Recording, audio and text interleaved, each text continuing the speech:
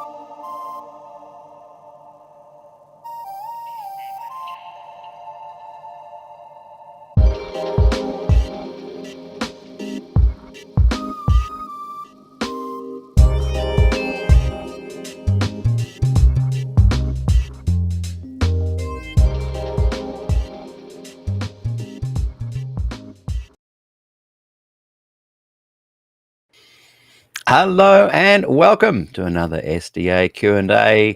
My guest back again, Gillian Ford. How are you, Gillian? Hello, this is the third outfit. It looks fantastic. But it's not the one that I was wearing before that was purple. And it's a bit flash, but never mind. I like it. It's a good one. That's my favorite so far. Hey, we're doing the definitive Glacier View introduction here. We're going to talk about what led up to Glacier View. We're going to talk about Glacier View. We're going to talk about what happened after.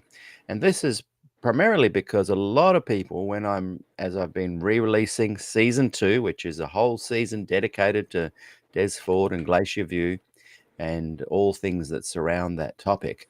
A lot of people ask me still, what's Glacier View? Who's Des Ford? And so I thought I can just send them a link to today's interview.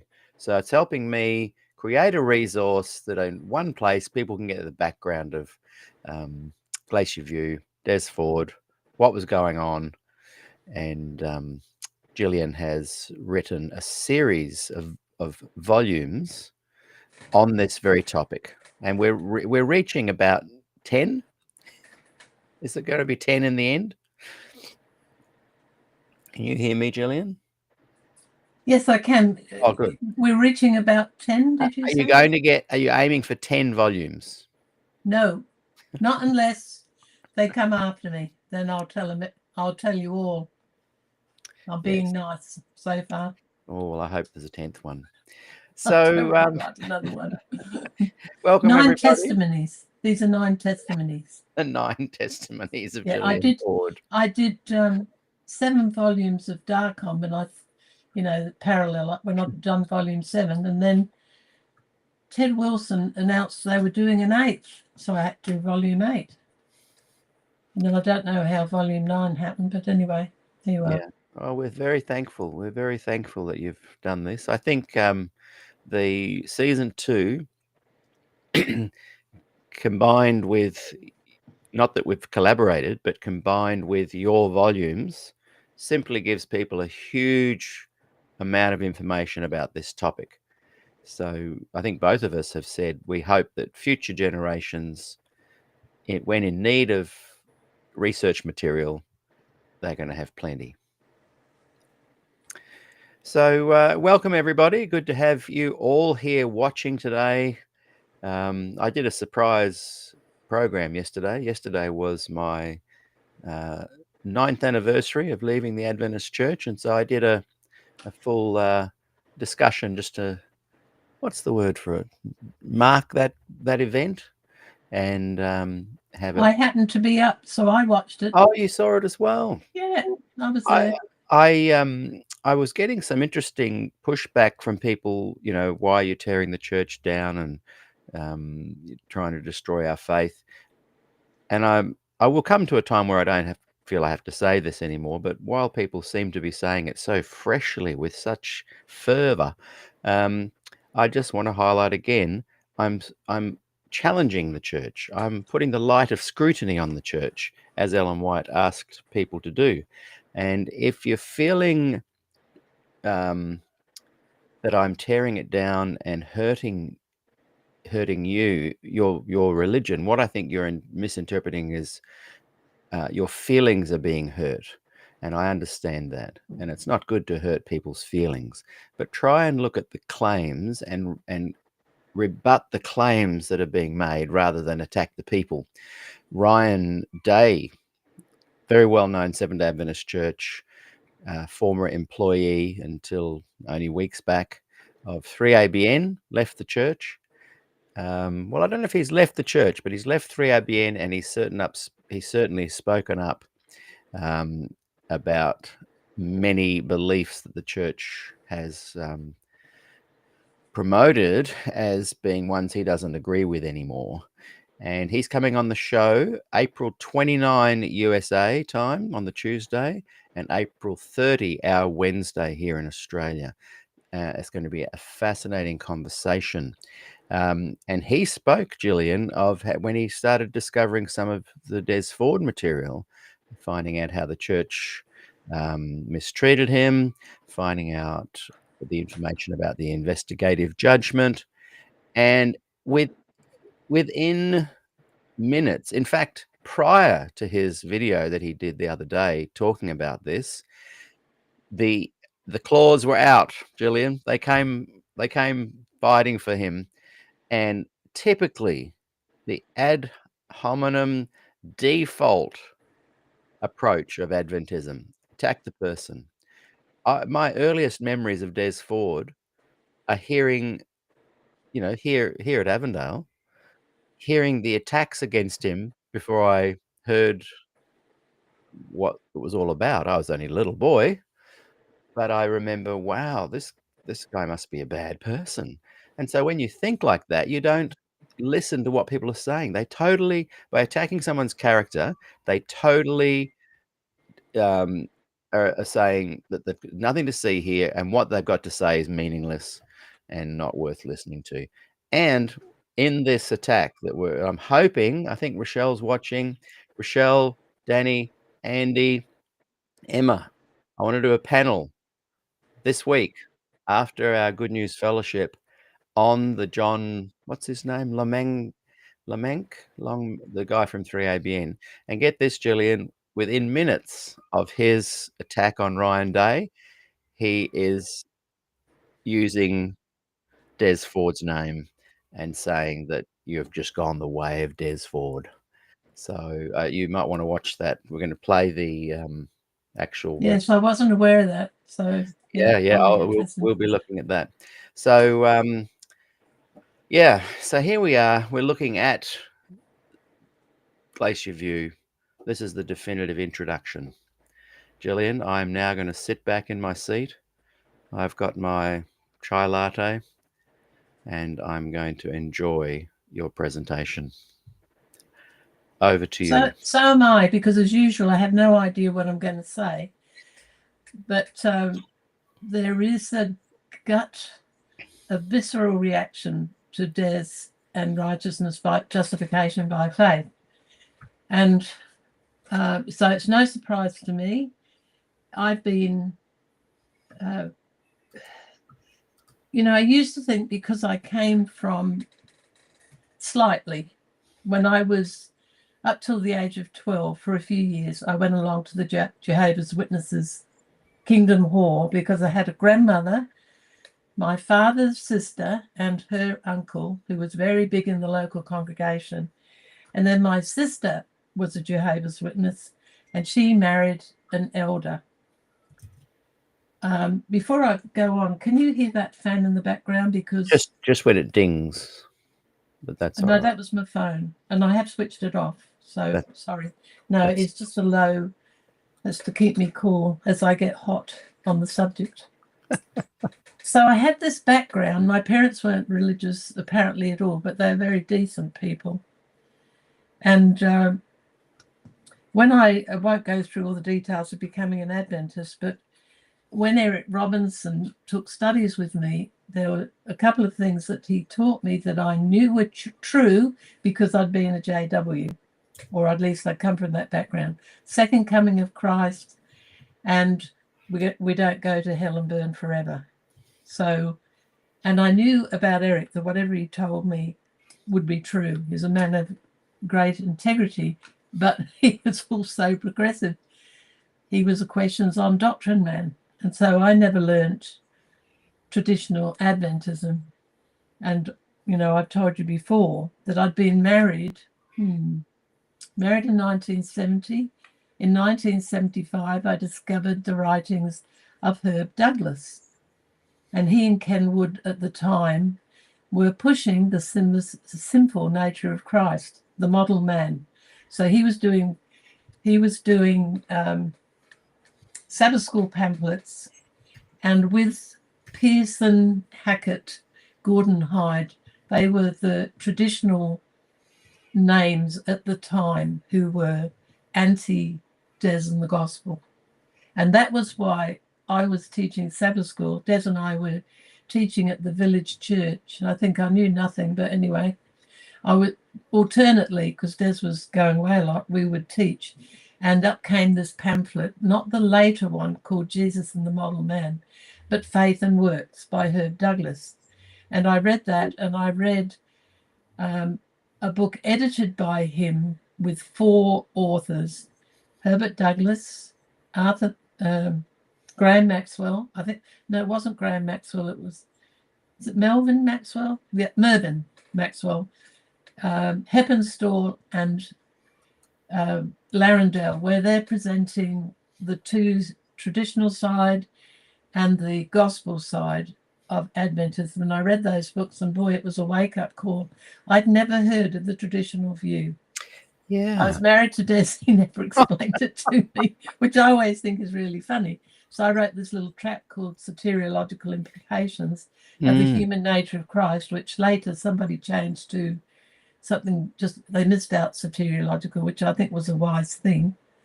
It just means the salvation issues. And in it, because remember, at the time, I had no idea. Now, I was 31, and I'd been married to Des for 5 years. I had no idea about traditional Adventism, the sinful nature of Christ, which many of you had been brought up with, but I wasn't. And it gave me a real shock. And I didn't sleep for 3 nights. I wrote that tract, which was basically going through Ellen White's writings and the Bible, giving both sides. And then I did a chart about the true and false gospel. And traditional Adventism was the false gospel. So that upset a few people. Des was delighted with it. And of course, I didn't have a clue. But he took it to the Bible department. They liked it. He sent it to Heppenstall. He sent it, I think, to Dedran. And also Larendel. They all liked it. But it had a life on its own. I went back to doing what I normally did. And anyway, it gives you a background of how I got interested in all this stuff. And of course, the village found it mimeographed in the bookstore, sent it to Russell Standish. And 1975 July was when I wrote it. They wrote conflicting concepts, which mentions my tract and said she sounded like Fletcher. Those of you who know anything about church history will know that Fletcher was an Australian heretic who got thrown out, I think, in the 1930s. And so there you are. I was a heretic and didn't know it. Yeah. And they sent a copy of Conflicting Concepts. They said they only did a few copies, but later George Burnside reprinted it, so it was out there. But they sent it to Pearson, Kenneth Wood, and Duncan Eva, who was a General Conference Vice President from Europe, a real gospel man, a thoroughly decent Christian man, and always a great friend of ours. So Pearson and Wood wrote back to Standish and thrilled with their book, see. And Standish had this is giving you a bit of the background of how the sides formed. There was some situation, now I might not have the details right, in Malaysia, in the hospital where Russell Standish was working at the time, where the locals didn't think they should charge patients on the Sabbath. And Russell Standish worked out that the fees would be paid to the General Conference. And this gave him an in with Pearson. So you have the Concerned Brethren, who are a group of retired evangelists, and then the Standish brothers came along and they got them involved. And they had an in at General Conference. Interesting. So that gives you a bit of a back. That's a new bit of information. I didn't know that. Okay. I knew the Standish brothers are kind of ground zero for all of this stuff in many ways, as far as the energy, the money, the coordination, the youth. They were only in their 40s at the time, I think, even younger. But I did not know that their connection even went back and higher than I'd realised. In fact, and I can't remember who she was, and I've learned about it within the last couple of years, but Russell Standish used to type all those letters to Pearson. And another person who was a CB was Frank Braden, who was a minister. But he was always very courteous to Des, and they were actually good friends, but differed quite radically. And Braden, for instance, he went over to GC and he met with Pearson and was, anti-Des, actually on the issue of inspiration above everything. He was different to the others. So that gives you a little bit of the background, because you need to, I've just, you've just told me that Spectrum are going to do an article on you, but I wasn't going to talk about it, but they're going to do something on my books. And I sort of refused them 3 times because I'd rather work under the radar and then go and hide for the rest of my life than to actually have people know what I've been doing.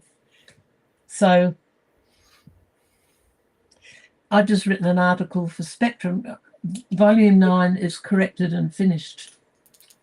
And I've virtually finished doing Des's thesis, which is going to be a glorious thing. I've done an index for it that took me 3 months, and it's bigger than the thesis. So, this is the famous 1,000-ish page manuscript that was presented at Glacier View? No, I've already done this that. is the Manchester one. This is his thesis, which I think if the church is ever going to change their views on prophecy, they need that thesis. So yes, I've made it easy. I've translated all the foreign language, and Milton Hook and Ed Parker have done the Hebrew and the Greek. And, you don't need to read the thesis. You can read my thesis, which is very detailed. So every subject, like the abomination of desolation, the Son of Man, I pretty much got either a sentence or a paragraph. So you can go through and read what Des thinks on that particular subject. It'll be useful to about 2 people, but anyway, I've done it. Right. I can't wait. So I've been, and then, this is all quite recently, I've written this article, not necessarily for Spectrum to publish, but it's an overview for the person who's going to review it, because it gives you what I think, having done these 9 books, what I think is important. And what I've done, it's sort of in about 8 sections, and it starts off, why have I done the books?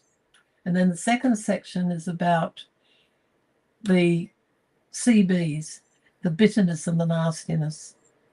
And in come the Spanish brothers in that one. So it's sort of going over the same place, but looking at different areas. The next one is really about Keith Parmenter and his dealings with the Brinsmead family. And in that, I've pasted a lot of the correspondence because, you know, the Parmenter family can't deny what Keith Parmenter actually said in his letters to Des.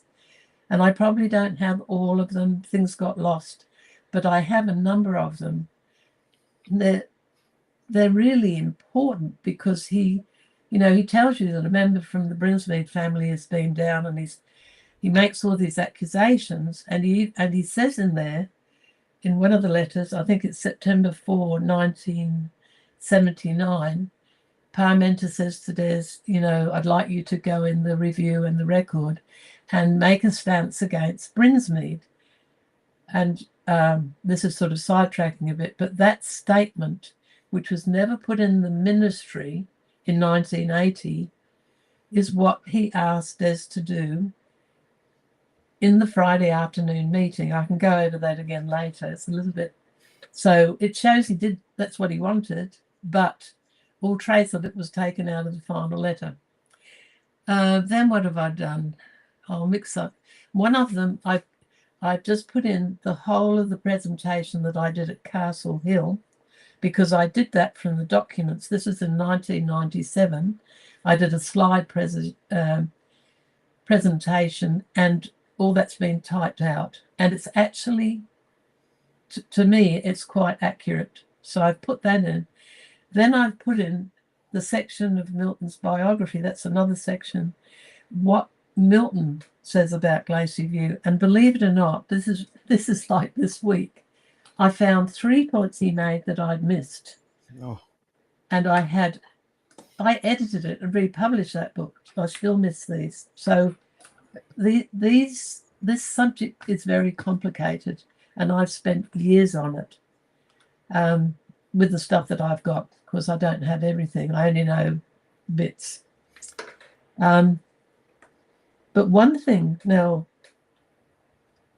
you know, in 2005, on the 25th anniversary of Glacier View, Vern Parmenter, Neil Wilson, Vern Parmenter's mother, and Ron Taylor, who was the division secretary back in 1980,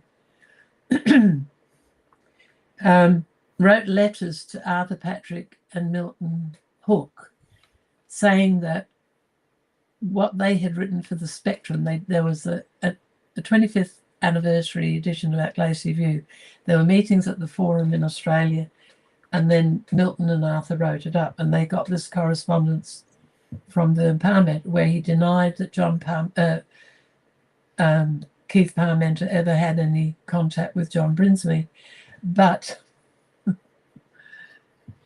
it can't be denied, because Bob Brinsmead told me later in 1988, and Claude Judd did an interview with a friend of ours, and he stated that John Brinsmead called him in his office.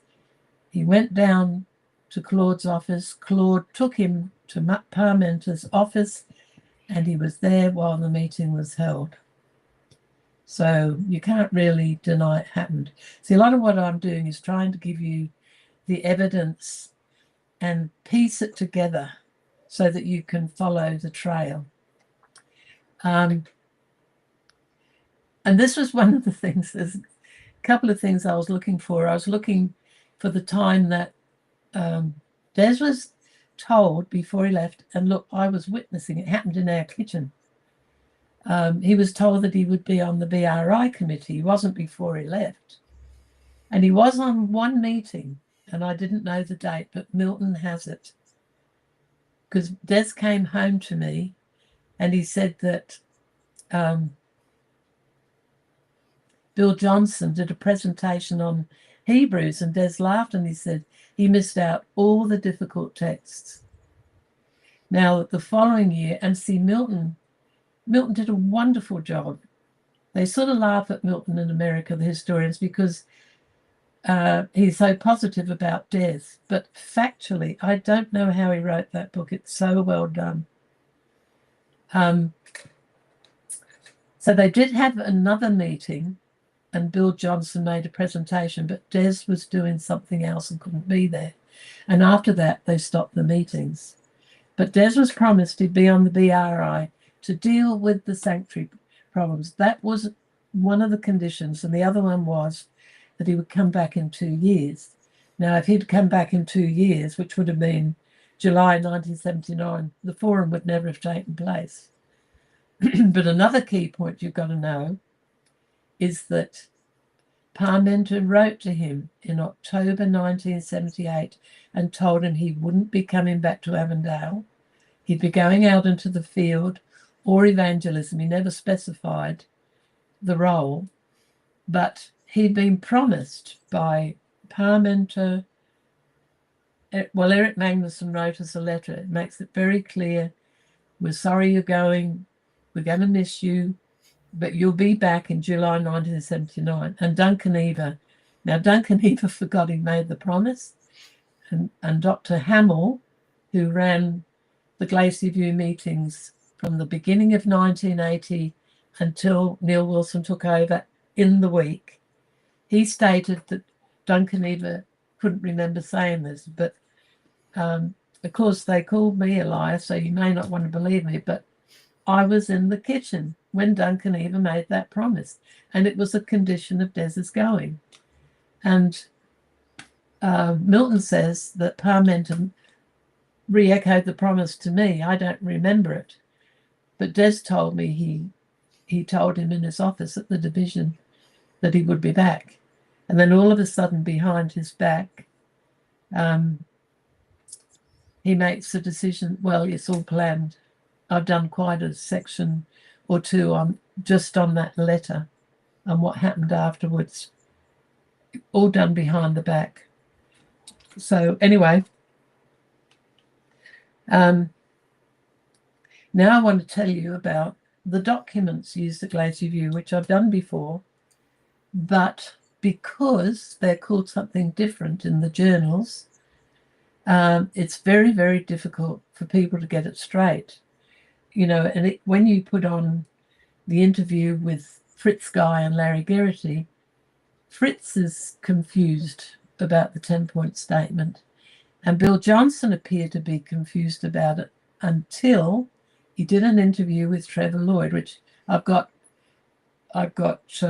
3 of in my book somewhere, and I do have a 52-page index of what for the books. If people write to me, I'm happy to send it to them. So I've got 3 reports in the Review and Herald from Bill Johnson where he has a go at Des, and 1 or 2 things, including his memorial, where he has a go at me for taking Des out of the church, which wasn't true.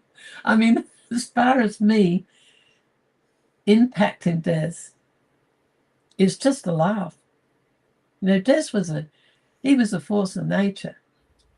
You know, I'd have no more chance of influencing him on a decision like that than fly. It's just laughable. But, you know, this is what Bill Johnson was told. But at the end, he came clean, and he admitted that he knew about the 10-point statement. Anyway, I can go from Dan to Beersheba, and I do. So the statements. So, first of all, you look at the Dallas Statement. And the Dallas Statement was put together, the final part of it, in the Dallas General Conference in April 1980. And if you want, I've got it here. I actually found it because some of these spectrums are hard to find. But I did find it this week. And here's an article by Larry Geraghty. If you want to know the history of the Dallas Statement, it's called A New Statement of Fundamental Beliefs It's in the July, not June. I keep telling people it's June, but it's July 1980 Spectrum, and he tells you the story of it, and he also tells you what Wilson said. And I want to read out to you. I'll tell you a little bit about, just summarizing the key points of this article, but it's something that if you're researching, you cannot research Glacier View without reading this article. Larry Geraghty understood what was going on. He wrote a couple of letters after Glacier View. He's right on the ball, and this article is a key document if you're interested in what happened at Glacier View. So Larry Geraghty, and he's also the only person who wrote to Des with sympathy after Glacier View. You know, a lot of people essentially agreed with Des. I could name them, the scholars, but they didn't say. So anyway, I'm afraid I've gone off that page, so I'm going to have to read it later. But okay, so Larry gives you the history. So 18 months before the Dallas General Conference, they start work on this statement of beliefs. And that he gives you a history at the beginning. I won't have it accurate. Originally, Uriah Smith back in the 1800s came up with some sort of statement. And then in 1931, they did a statement of faith, and it was put in the yearbook every year. But it was a short thing, and it wasn't suitable. Now, Neil Wilson liked to get things settled and have big conferences and so on. And remember, I told you he had 3 righteousness by faith meetings.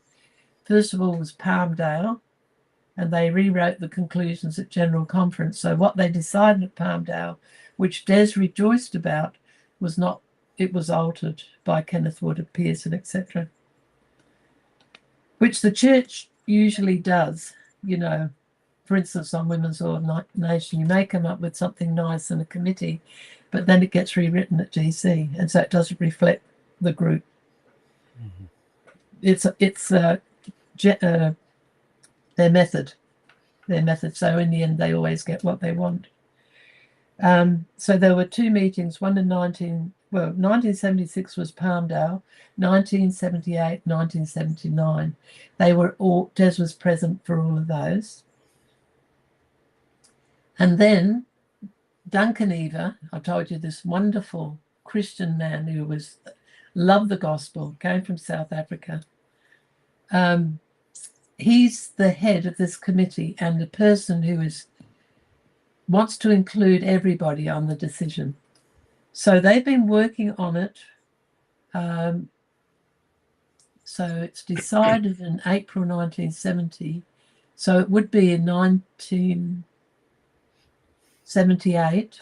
I wouldn't know exactly when they started on it. And then in October 79, which is at the beginning of the same month that Des did the forum, the GC committee that had been working on it take it to the Andrews Scholars. And they don't think much of it. And it goes over several days. Fritz Guy's there, Larry Geraghty and others.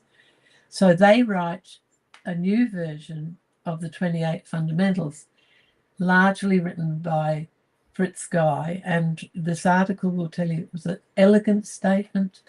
It was a thing of beauty.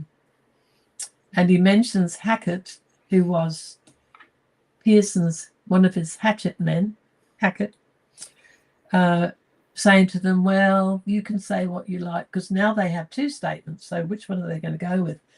The scholarly erudite one or the one that they've put together? And Hackett says to them, well, when we get it back to GC, we'll do what we like with it. And see, that's the point. They rewrite stuff. Mm. So now I may not have this exactly right, but when they got the committee, because at Dallas it was on the floor, Larry Geraghty said when they actually got to General Conference, they found that this beautiful statement that they'd done had been hacked to pieces and was not recognizable. He's the only one of the scholars that were on the Andrews Committee that were actually put on the Dallas Statement Committee in the day. Like they were working on the Sanctuary one on the Friday, and he tells you he wasn't happy with it, but they rushed it through because Neil Wilson said some of the people from overseas want to go shopping before the Sabbath, so they pushed it through, and Larry's not very happy with it. So you get the gist of how it's put together. You know, I've done some history of now what statement is it? It was done in the time of, you remember when King Charles I was put to death by the army in the time of Cromwell, which was a shocking thing to do, and that was the beginning of a republic. Before Charles died, I think, now, I shouldn't even talk about that, but the Presbyterians used a statement of faith from that time. Now, it was a bit unbalanced because the Puritan thinkers in England took part in it, and the king wouldn't allow his state religionists to go. So looking at that in history, you see how that too was pieced together. So, but afterwards, these statements turn into concrete and you can't move from them. This is what's happened. Okay, so just hang on a minute while I find what Wilson said. You can talk about something if you like while I'm looking for it. Oh, here we are. Very important, because if you understand this, you get what happened at Glacier View. When the statement of fundamental beliefs was brought to the floor for discussion in Dallas on April the 21st, Willis Hackett, the hatchet man, turned the chair over to Neil Wilson, who assured the delegates, now listen to this, we are not suggesting changing any belief or doctrine that this church has held. We have no interest in tearing up any of the foundations of historical Adventism. This document is not designed to do that, nor to open the way so that it can be done. It should be clear we're not adding anything, nor are we deleting anything in terms of historical Adventist theology. We are trying to express our beliefs in a way that will be understood today. Do you get that? It's a very important statement. Very important. It shows their true intention that then flowed and went. You also need to understand that the only time the church changes its doctrinal position is at a general conference, and that was in April 1980 and not in August. So it was never going to change. People hope for change, but it was never going to change. And he basically said that. Now, in Neil Wilson's mind, he wouldn't have had a political but not a theological mind. This statement, the Dallas statement, was the same as traditional Adventism. That's another important point to understand, because in the Friday afternoon, when Des and I was there after the first hour because I was crying. I was still crying when I got back. But because I knew what they were about to do. Those men did not understand the difference between the traditional view and the Dallas statement. So, okay, there's another paragraph. He also made it clear that though he hoped to vote the document in Dallas, he was in no rush. The church was not adrift. We have a clear statement of fundamental beliefs. We'll hold to it until together we decide to refine, reword, and restate it in today's language. To those who were afraid of a creed, Wilson said, the Seventh-day Adventist Church does not have a creed as such. Nothing is set in concrete in terms of human words. The time never comes when any human document cannot be improved upon. So that those statements of Wilson's tell you everything. So there's two statements from Glacier View. One was the consensus statement.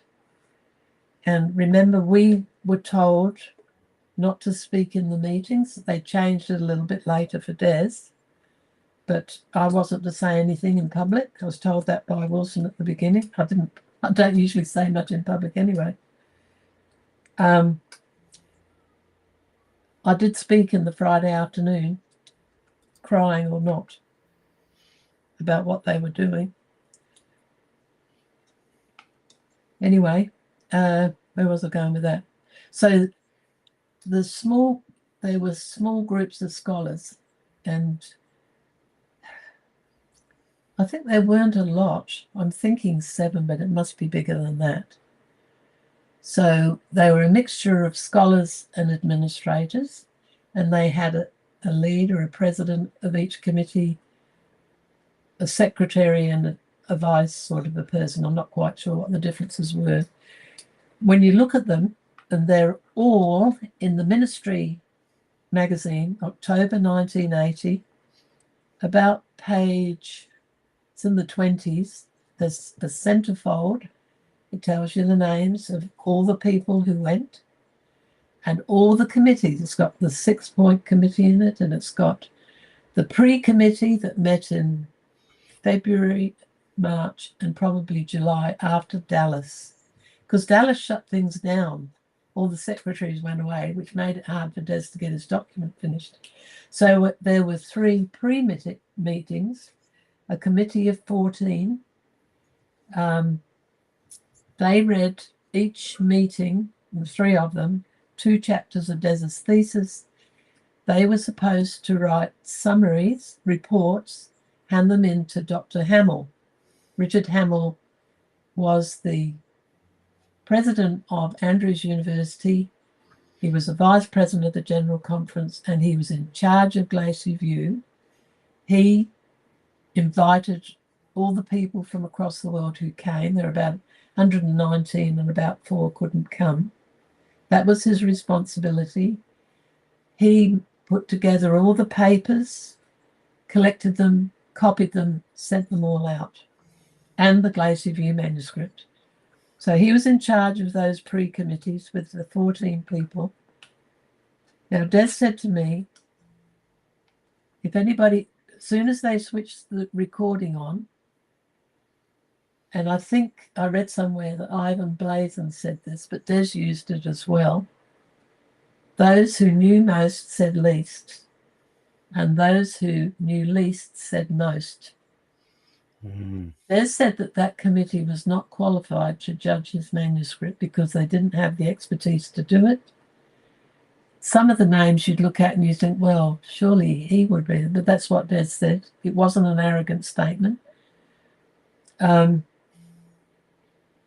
Most people gave no reports. Bill Johnson, some did one. Jim Cox was one of them. Fritz Guy gave one. But Fritz Guy only came in the last meeting because somebody pulled out. The rest of them did nothing. Oh, there was a man who was in archives, whose name I forget at the moment, and he pulled Des up for it was a piece of grammar. I've forgotten the name of it now, but and Des wrote to Hamill, and some of those letters are in my books. I've got over 500 pages of correspondence in these books from 1970. Some of them go backwards. That's not my fault. That's the way I got them in sections in the later volumes. They're some of them are jaw-dropping because you hear somebody say something in public and then you see what they said in private to us, to Des. So, yeah, I hate that. So we've got the 14 groups. This is all before Glacier View, and Des wrote to Hamill, and he said, because Hamill knew some of the problems. He'd been in a prisoner of war camp in Indonesia, and he was supposed to. He studied to do away with the tedious hours. He was supposed to talk about the investigative judgment. And just before he stood up, there was an air raid, and so all the power went off. But he knew a key point which really undermines the investigative judgment on its own, that the idea that blood going into the sanctuary defiles it or pollutes it.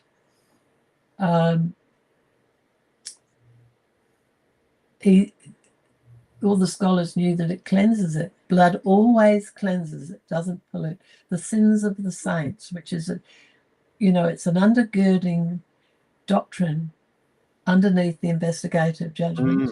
Yeah, and good point. Hamill did not believe it, and he wrote a chapter for his autobiography that he didn't put in, but I've got it in my book. I think I've got it in 2 different places.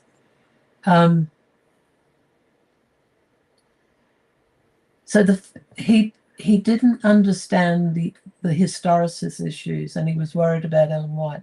And you could pretty much say that Heppenstall, who you've got to remember, Heppenstall had a degree in religious education, didn't have a degree in theology. And his students who were there, they couldn't believe that he didn't support Des, because he talked against the investigative judgment in his, I just got flipped.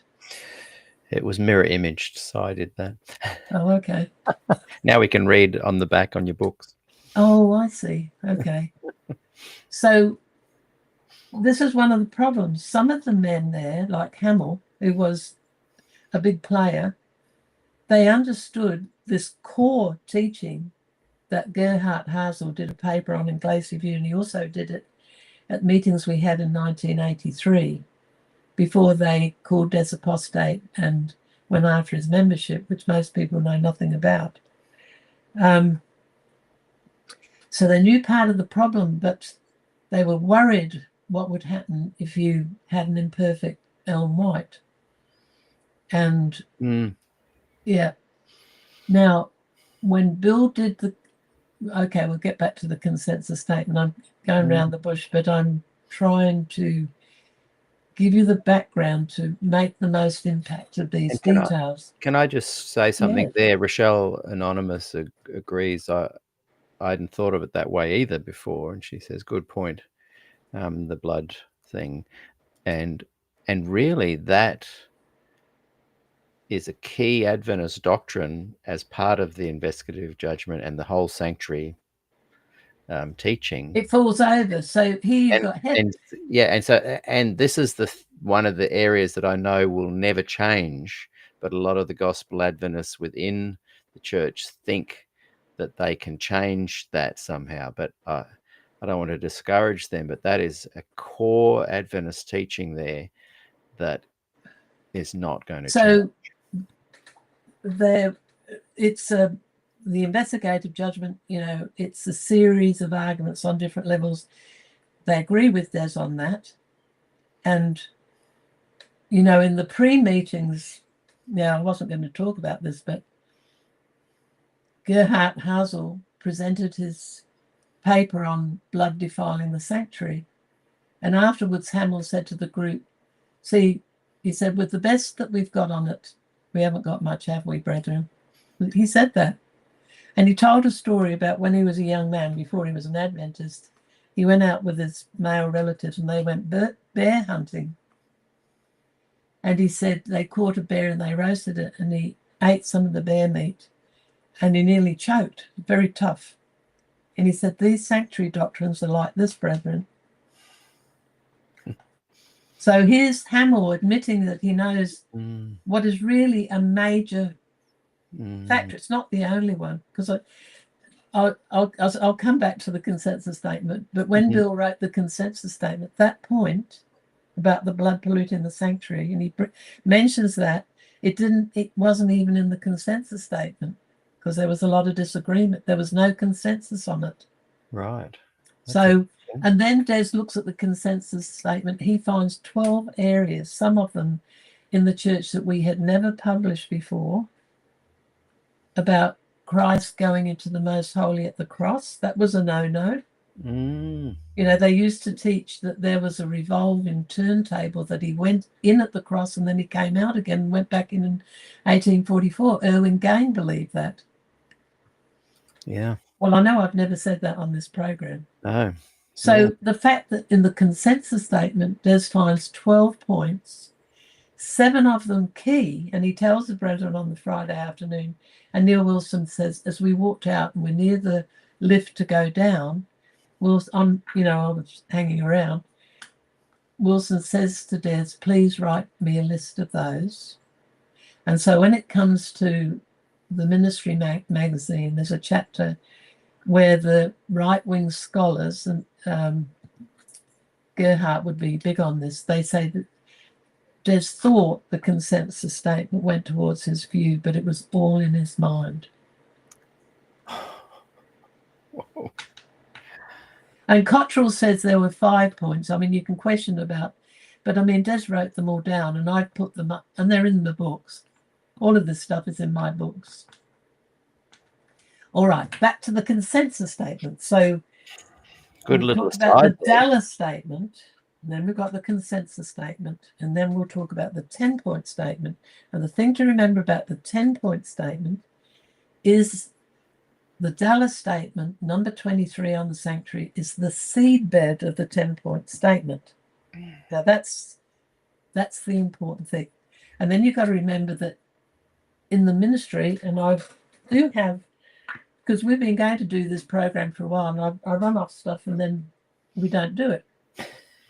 But I can show you the pages in Spectrum where they talk about these statements, or they say what they are, but they don't call them the 10-point statement. They call them the Desmond Ford statement. The consensus statement is in 2 parts, one about scripture and one about Ellen White, and they have different titles, and just above them in tiny writing it says consensus. But the consensus statement was never going to be used as an outcome. They bypass that. They use the 10-point statement, and you'll see that it was cleverly planned before Glacier View to use to get rid of Des. And the consensus statement, which was the view of the group, was bypassed. And, Bill Johnson, in the end, he admits to this in his interview with Trevor Lloyd, probably done about a year before his death. And I read it and Milton read it. We got on the phone together, and we were glad that he'd finally come clean, because he never said that before. Never said that before. And to defend Bill was an ultra loyal person. The thought of divorce would be absolutely, anathema. And his loyalty to the church was bigger than his personal beliefs. And you could admire him for that. But he wasn't very fair to Des or me. Anyway, back to the consensus statement. We'll finally get there. So they had these small groups. There weren't a lot. I'm thinking 7, but surely it was more than that, where they have these groups and they have a leader, an associate leader, and secretaries writing it all down. And they're given every day, they're given 1 or more questions that they have to discuss and vote on. And these become the seedbed of the consensus statement that's written.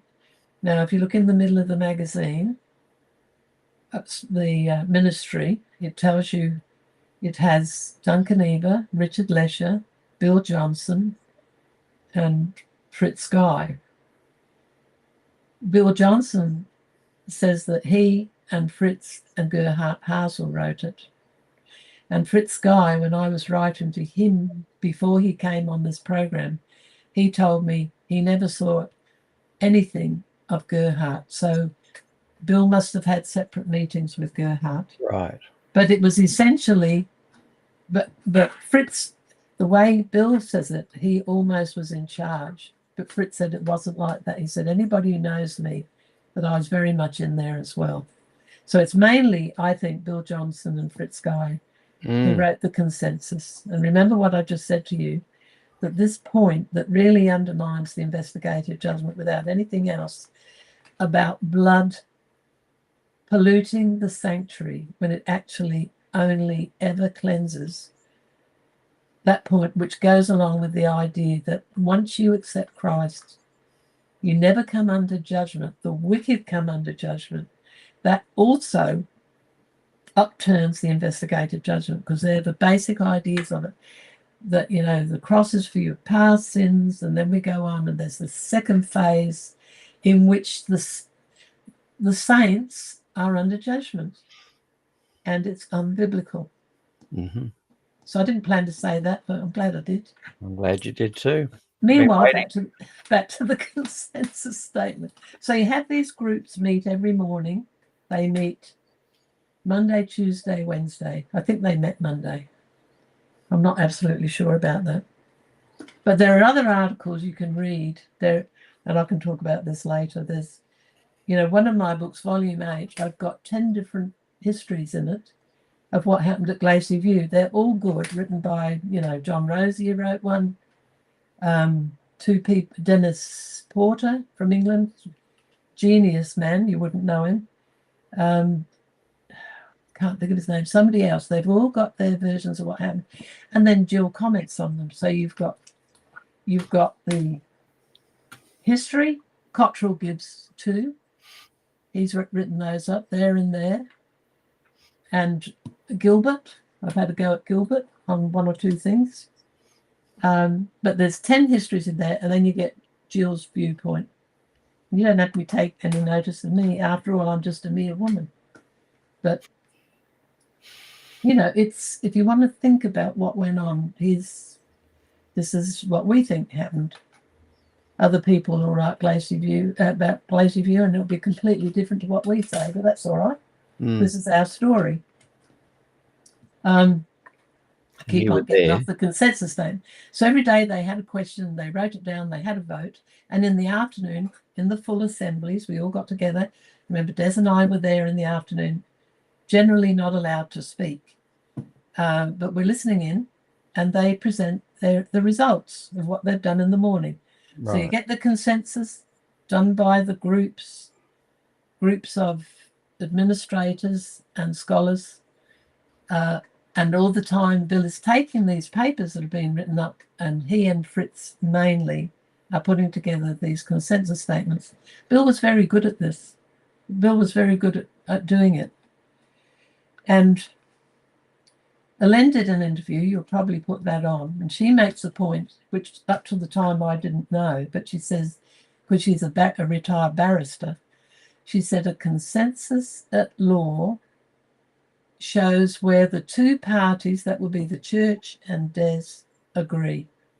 And on the talk that I did with Norman, I said disagree. That's one of my mental blips, and I'll do it again today. But this was where Des and the group agreed. But you've got to remember, and I think about it, that's not how Wilson saw it. He saw it as the church against Des. The consensus of the church's view against Des. So he didn't take Elaine's view, but she's correct about what Bill did. So that's the consensus, and that was done until... He was concerned that there would be consensus. Well, in his mind, the 10-point statement and the consensus statements were the same. This is important.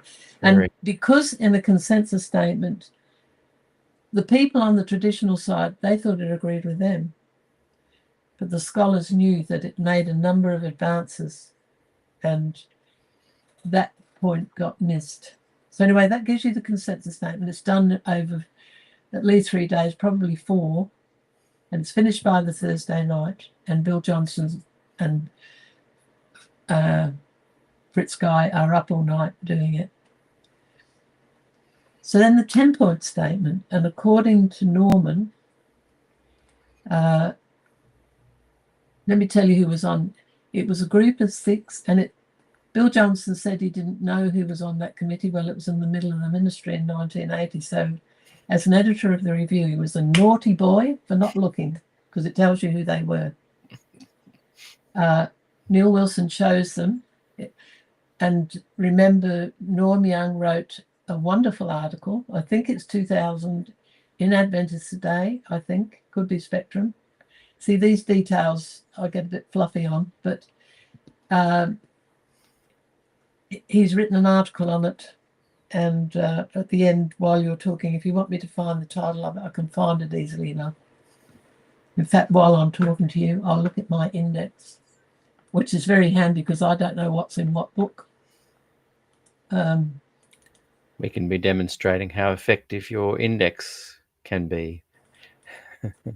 It will have mistakes because you can't get everything. Just hold on for a minute. I've got several articles of Norm in there. Okay. Adventist Today, November 2006. A reluctant participant looks back at Glacier View. That's another. That's you right. want to know about the 10-point statement? That's the article. It's the only one that really talks about it. And Norman does all things well. It's very well done. So he's asked. There was Bob Spangler, who ran the group. There's 6 of them. Herb Douglas, who's the right-wing editor of the review. Raoul Dedrin, who was a French scholar at Andrews. Jim Londis, who was the minister at Sligo Church, the only one who had the courage to invite Des to preach while he was in Washington before Glacier View. And I told you that when Des got up on the platform, somebody set off the fire alarm, so we all had to march out and come back in again, which was funny. But they didn't want him to preach.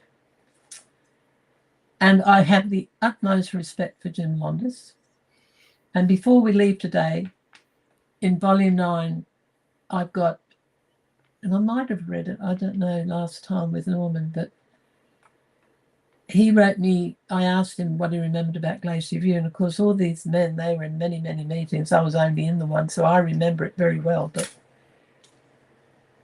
And he talks about several things of importance, and Fritz Guy and Provencher and their immediate reaction to Des being fired, because later things got moderated. And, you know, Neil Wilson and Parmenter both said that I'd lied about what happened in the Friday afternoon meeting. And Des and I agreed on it. And before he died, he said to me, "You were right." And of course, what I said happened, had to go through several committees. They had 3 Prexag committees. The one on the Friday afternoon at Glacier View, I think it was August 11, 1980. Then one on August the 27th. And of course, because I cried, I wasn't allowed to, and because I cried and lied, I wasn't allowed in the other ones, so I had to go by what Des said. August the 27th and September 4, which was about 2 weeks before Des was actually fired in Australia. And in that last meeting, they stacked it. So they put Herb Douglas, Kenneth Wood, Arthur White, all great friends of Des, on it. And they defrocked Des. So it was done by GC, which was highly illegal. And then Neil Wilson wrote to Parmenter, and he also stacked his committee. I've got a letter, I forget who it is, who tells you what happened in that committee. A whole lot of right-wing people were invited in. Whether they voted or not, I don't know. But that's where they fired Des, and 5 people abstained. So anyway, we're going forwards and backwards and forwards and backwards, and back to the 10-point statement. So they were asked to write a 10-point statement showing where Des differed from traditional Adventism. They may have said the Dallas Statement, I don't know.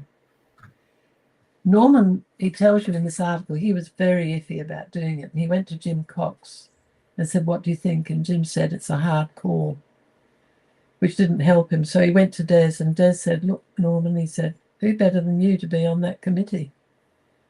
But Norman always regretted that he did it, because that was what was used on the Friday afternoon to fire Des. So it's 10 points where Des differed with number 23 in the Dallas Statement, which is now number 24, but the one on the sanctuary. And look, I think whether Norm was on the committee or not, it would have happened. Oh, certainly, but he didn't. The same outcome would have happened. And I think Des knew that. I think Des. Oh yeah, we both knew, because our contract was cancelled at PUC and we were given 6 months off for Des to write, and that doesn't happen with a job at the end. Yeah. But there was hope. Neil Wilson told the Loma Linda scholars a week before Glacier View that Des wasn't on trial, and they took him seriously. So they came with great hope, but of course it didn't happen. So now let me think. So on the Friday morning, they have a full assembly, and I don't know who was at the front. Somebody read out the 2 consensus statements. We were there for that. And I know it was voted on because there were people collecting the votes on each side after it was voted on. And from what I understand, almost everybody agreed with the consensus statement. As I say, the traditionalists saw what they believed in the consensus, and the scholars saw what they believed in this. And it all depends how you're looking at it. So everybody was happy with it. I think if anybody, it might have been 1 or 2 who said no, they didn't agree with it. So it was voted. And Des is sitting next to me, and he turns to me and he said, he read through it. He said, "This is great. I can live with this." And then somebody came up to us and told us that we mustn't vote on the consensus statement because we weren't on the committee. And then they said we had to leave. And of course, you need to say, why did we have to leave? And then you read Cottrell, another absolute necessity in the documents for understanding what happened at Glacier View. So the November 1980 Spectrum, which you can download, largely written by Cottrell, who was on our side. So when we left, they didn't hand this one out. The other one was duplicated. Everybody had it in their hands. So somebody read it from the front, and then they had people from the audience say things, and several people spoke. Fritz Guy, he said, "I hope this is not going to be used to discipline anybody," and Wilson said it wouldn't.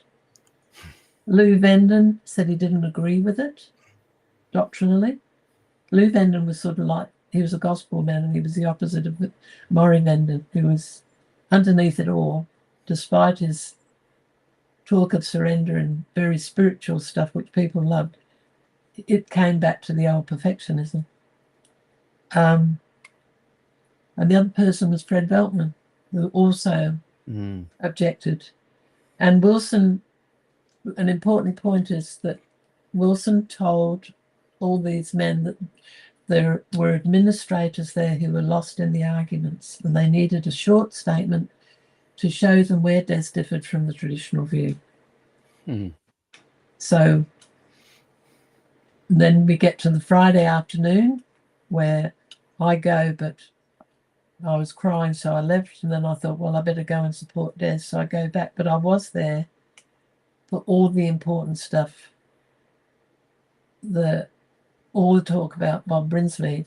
Mind you, I was implicated. I was supposed to be the mediator between Des and Bob, so that Des could say that he wasn't involved with Bob. I was. And it was absolute fiction. It was absolutely untrue.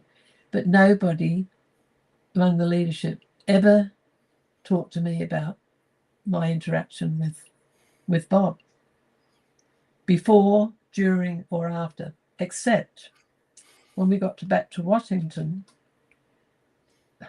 We stayed in Phyllis Clendaniel's house, who was one of the huge Des supporters among the secretaries there. And I don't know how people found us, but we got calls from all over the world. It went on for 8 hours. And 4 hours of it was Eric Magnuson. And he questioned me very closely about my contact with Bob Brinsmead. And I said to him, "Eric, I don't know what you're talking about. Never happened. And he told Keith Parmenter this, and we got a letter back from Eric where he said that Parmenter said, well, a worker, it wouldn't have been a worker, it would have been John Brinsmead, said that I called Bob in Australia during Glacier View. I never did. I've never called Bob ever. I never even read Verdict up to that date. I knew what Bob taught because Des told me. So now have I done it all? So essentially in the Friday afternoon, Bob was big. And first of all, they bought my memory is, and I got a hold of a copy of Spangler. About 4 people wrote up notes of what happened in the Friday afternoon. And even though they miss stuff out, they do mention Brinsmead. And what else is it that they say? Anyway, they bring out the 10-point statement, not the consensus. And it's only on a small piece of paper. It's not a full-size paper, so it's 10 points with 1 or 2 Bible texts in it. And Des said, look, they were reading it out to him. He said, look, I'll understand it better and it'll take less time if you give it to me to read. So he read it. Now, the second point said that his scholarship was poor. Now, that came from Arthur Furch. And what Des told me was that when they were putting together the manuscript, there were some secretary issues. In fact, I found a big one when I was going through it in the Glacier View manuscript. I found where they had, instead of going forward on the page, they'd gone backwards. And because it was so technical, unless you happened to be reading the last line, which I was because I was doing an index, I realized the next page didn't follow on. So that was just because it was put, they went off to Dallas in April. That put a big hole in the time of doing Des's stuff. It was a big manuscript. All right, let me think where I was going from there. So anyway, they're talking to Des about it, and he read it, and you and I had a conversation about this. Des said, this is a fair representation of where I differ from the traditional view. So in a sense, essentially, apart from that one point where they accused him of poor scholarship, and you've got to remember about dear Arthur Furch, he got Des's job when Des got kicked out, and he used to wander around Glacier View tagging on to Gerhard Hassel because he was very ambitious. He wanted to go to Andrews. It didn't work out, but and mix in with Parmenter. So he had a reason for opposing Des. So Des read it and he said, yes, it's a fair representation, but he said it's got no evidence in it. And Bob Spangler said this on the other program. There was some bullying. You know, Charles Bradford, whose name I forgot the other day, was a vice president. Ralph Thompson, they were both black. And Charles Bradford, Des told me later, he knew about the problems with the investigative judgment because his father nearly got kicked out over it. And he mentioned his father, and Wilson told everybody else what it was about. He knew. And Charles said to Des, you must bend to the brethren. And that's what it was all about. Bend to the brethren. So Des agrees that what he's saying, and Wilson said afterwards, well, you've made our job easy for us because Des was so affable. I tell you what, if you saw Des in that meeting, you'd be proud. And he told them, he said, I know you've got a very hard decision to make. He was sympathetic because it would have caused an outrage if they'd let Des stay on. Yeah. Because of the narrative of the church, which so many people think cannot be questioned and cannot be changed. And then, of course, Parmenter brought out a letter, and you've got to remember, we were never given these documents. So my memory, the 10-point statement was brief, had no evidence in it. So by the time it gets into the ministry, 1980, it's been completely rewritten, and it's nearly 3 pages long. Mm. So Des said to Spangler, well, I hope that I'll get to see it before it's published. And Spangler promised that he would. And not only did Des not get it before it was published, he was fired and he was taken off the subscription list of the church paper. So he never got it. Yeah. Even after he was fired, he had to borrow it from a minister friend. And in 1983, this is 3 years later when they came back the second time, we had a time, there were 5 or 6 of the GC men and about 5 GNU people, and I'm there. They never mentioned I was there, but I was there. And they sort of let us, Smuts was there, and it was sort of talking about the things that we weren't happy about. And Duncan Eva, I can see him standing there and Spangler next to him, apologised to us for the way that Glacier View was run. Spangler's nodding his head. Later on, he denied that he did. And said if we'd had our way, we'd have had more meetings. But Parmenter came over and he insisted it be dealt with that week. And I've recently, in volume 9, I have a letter from Hamill to Cottrell in 1984. And the wonderful thing about that document, which I got from Doug Hackelman, is that at the beginning, he states what Parmenter came over and told the brethren, which was not true, that all the division that Des had kept. The campus was peaceful in May. We left in July, and I can prove it. Also, I spoke to Spangler, and I went over that thing on the Friday afternoon. I said, you said that you'd showed us the statement before it was published. And, I told him what I've just told you, and he said, I don't remember. And even though he agreed with Duncan Eva about what happened at Glacier View, how Parmenter insisted that Des be dealt with that week, and that was because he had pressure from the concerned brethren, which I can prove, to get rid of Des or they get rid of him. So, I can prove what I'm saying from what other people say. So, you've really brought out some new points today. I'm glad we're getting them in what we're calling the definitive introduction to Glacier View, where we're talking about what led up to it, Glacier View itself, some of the ramifications beyond Glacier View. Some really key little gems that you've raised today that have really helped settle a lot of things in my mind. You've got to remember that I've been working on this for years, because Des and I did,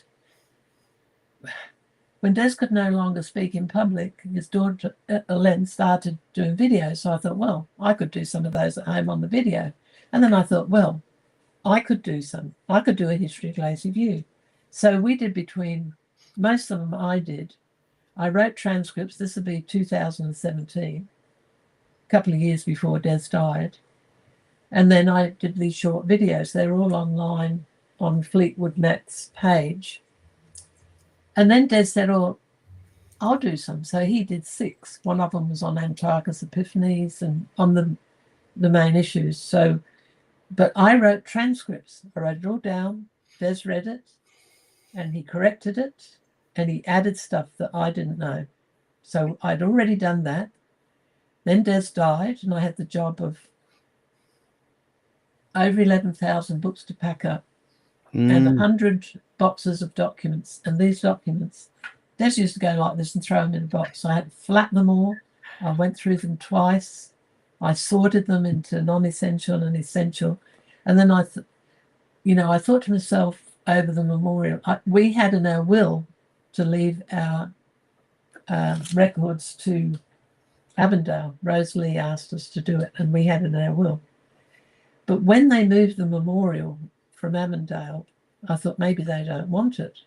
So I called Laurie Evans, who I've found a decent man, to ask him to ask Glenn Townend, do you want the collection? Because we had, you know, PUC and Glacier had both stated an interest. And I know that Andrews would have wanted it.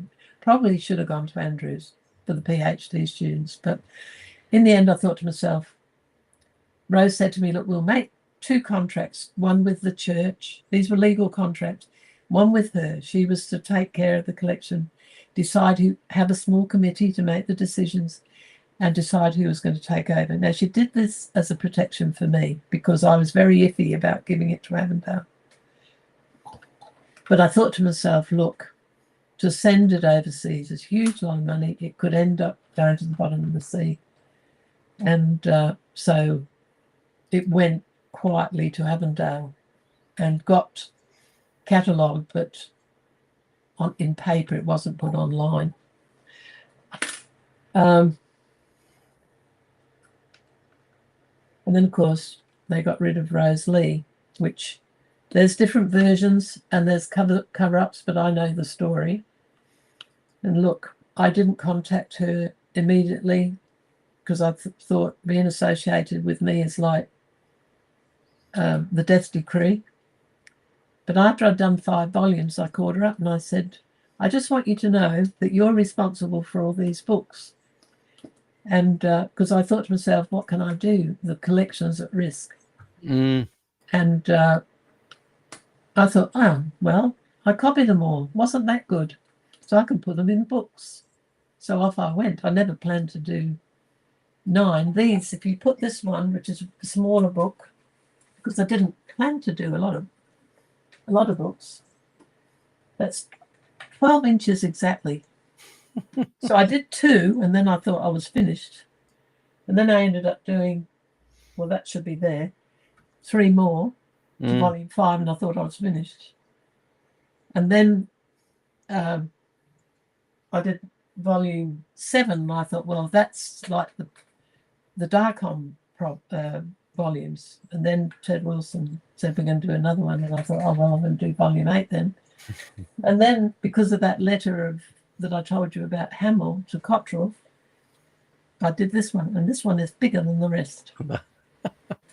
The last 2 are watches. You've done an incredible thing, Gillian. And, you know, they won't mean they're not going to sell. They're expensive. I can't do anything about the prices, and I don't want to sell a lot because I pay the whole amount in taxes over here. So it doesn't benefit me at all. But I've had some wonderful things said to me, and somebody high up in the church yesterday, I sent him volume 9 to ask him about something I wanted to publish, whether I should or not. And he said, another Colossus. He's got all my books. He's read them all. Interesting. So they will make an impact. They will. But I see this as after my death, because I think much of the church is just asleep. Got all these terrible things happening in the world. And you terrible things. Said that. And so, you know, on my part, I'm not just interested in the local congregation. I'm interested in the gospel and going into the world. So I'm very concerned about how it is defined and expressed. Obviously, more than a lot of people, I get a lot of flack over it. But to me, surely it's our primary message is to pass on the gospel.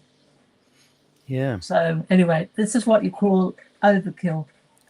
There's lots more I could say, but that's probably enough to confuse you with. I wanted this to be fairly concise and cover the key points. And not only have you covered key points, but you've really raised 2 or 3 extra things that I hadn't thought about before. And I think I'm really glad I've made it into this kind of, what are we calling it? An introduction to Glacier View, because as I said at the start, I'm re-releasing season 2, which is 1 a week, which is 86 interviews and conversations on Glacier View and Des Ford and yourself. and it's a really important, interesting, fascinating series. But people always say, well, not everybody, but there's one or two people that say every week, what's Glacier View? Who's Des Ford? What's Gillian Ford doing with it? What?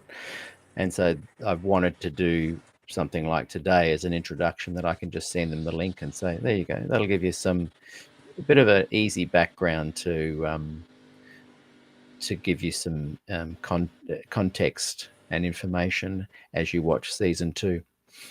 Another thing that I missed out, which I also think is key, there were two episodes during the week at Glacier View that sort of showed what was going to happen. One was the Tuesday evening and one was the Thursday afternoon.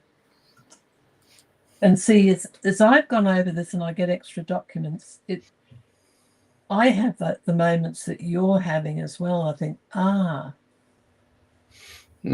just to give you an example.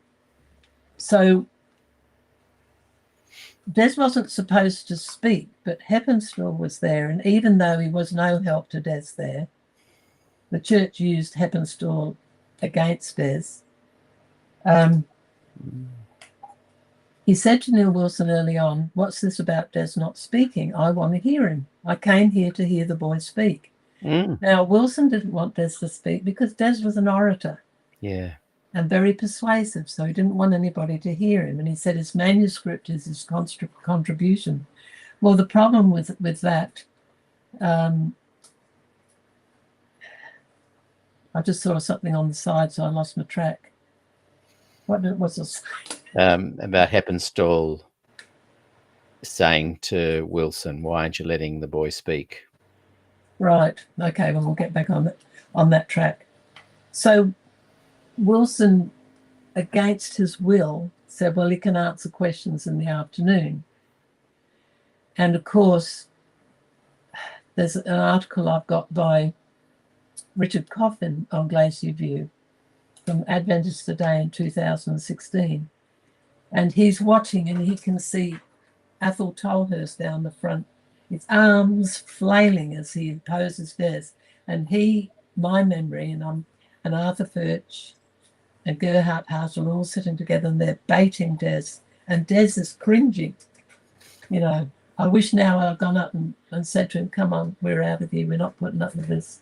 But it was not pleasant. And at the end of the Tuesday, Heppenstall got up to question Des.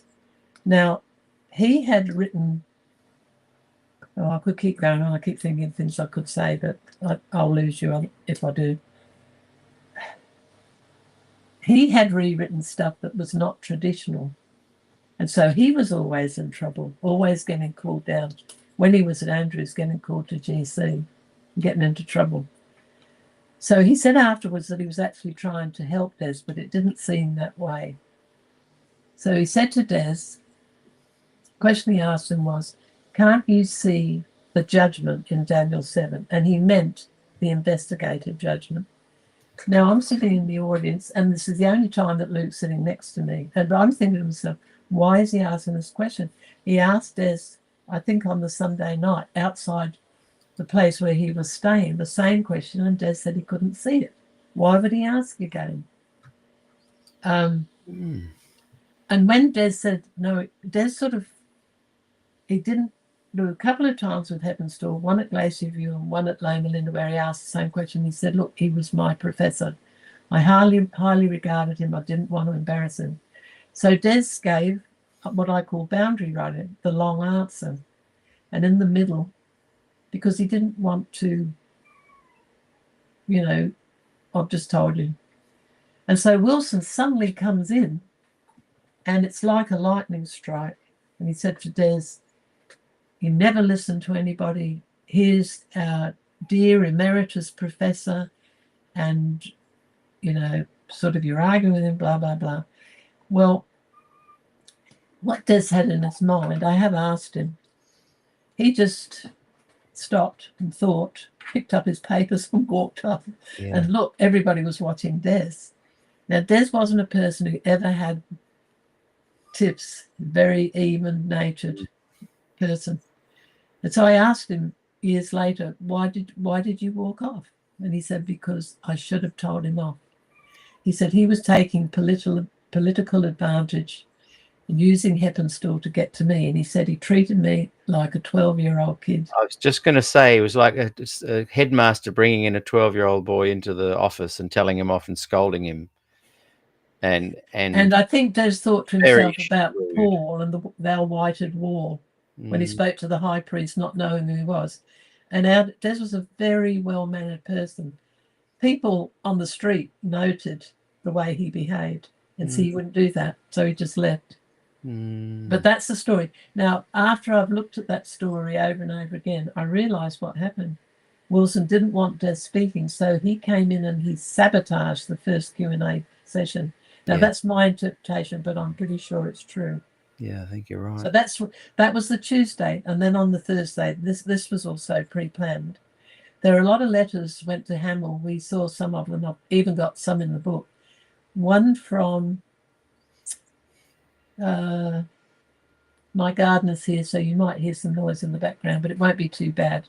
I've shut everything up. Trying to think of his name. He was the head of the Daniel Committee in the 1960s that you often ask about. He was British. He was the ministerial secretary, Harry Lowe. Oh, yes, Harry Lowe. Now, he wrote a letter to... How do you spell his name? I want to write it down. Lowe. And you can find him in my index. You do have my index, don't you? Yes, I do. Okay. You can find that letter where he writes to Hamill and he said he'd met with Des because, see, he was at PUC. And we visited him. And there was a lot of right-wing agitation, Irwin Gain, but he wasn't alone. There was a church in Sacramento that was, look, they were after Des, just like the CBs in Australia. So he wrote to Hamill and he said, Des hasn't raised anything that wasn't in our 1960s committee. And then he talked about the nature of these men. He said, I've met with Des, and he seems a humble servant of Christ. Now, that letter wasn't read out at Glacier View. And Hamill, when you read other things, he was also quite political. When he got rid of Edward Vick, who you wouldn't know about, but I've got it in the books. This would be, well, it was when, I'd have to go and look at the article again, but I've got it, I think, in volume 9. There were teachers at Andrews who were teaching against the investigative judgment. There are about 4 of them. And Ed Vick was one of them. And he had a degree from, I'm not sure whether it was Oxford, but he teaches, after Adventism, he taught at Nottingham University. Very good scholar. And Hamill sort of made him the sacrificial lamb because Pearson was threatening to come down and sort out Andrews. And, this would be in 1967 because it was happening at the time that Len Moulds got kicked out at Avondale. For those of you who know the story. Anyway, I've got all of that in the books. Anyway, the point is that Lowe wrote this letter, and after Glacier View, I've also put in Hamill's reply. And look, he basically says we didn't agree with Des and this and that, but it's a very political letter because he knew what Lowe was talking about. They all did. See, it's just the same now. When Des came back from America, when he used to go down near Avondale, he used to feel very ashamed. He didn't tell me, but he told my friend Aline. He said, I feel like a leper when I'm walking around Avondale. He denied it when I mentioned it to him. But we came home one day and he said, I've been down, I've talked to the Avondale faculty and I talked to the minister. He said, they all know. They say they're taking for granted what I said at Glacier View. So then he felt better about it. So the ministry know about these problems now Mm, And they knew about them in 1980. You know, Ivan Blazin, Larendel, mm, Fritz Guy, Bill Johnson, Norm Young. mm. But I can add an add to them.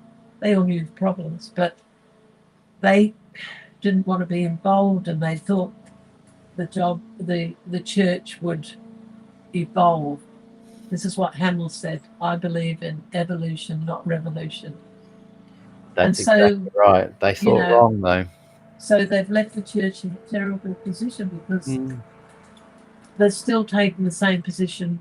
You know, Des's name is just as much mud as it was back then. When I interviewed A lot Bill of what you say is Johnson, absolutely true.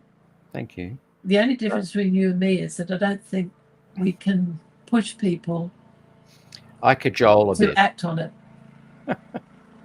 I think where people might misunderstand me is I'm cajoling, but not expecting everyone should follow my, just because I'm You know, saying, take it or leave it. I've written these books, yeah. and I think you and I are I actually don't care the about same. the outcome because Des used to say to me, leave it to God. Yeah. I think you and I are actually the same on this. Yeah, I I think think I just come across differently because I'm not as articulate at explaining myself sometimes. Oh, I don't know. I think you do all right. Oh. So, okay, that was Tuesday. So that I cannot tell you how dramatic that was because Jim Cox burst into tears.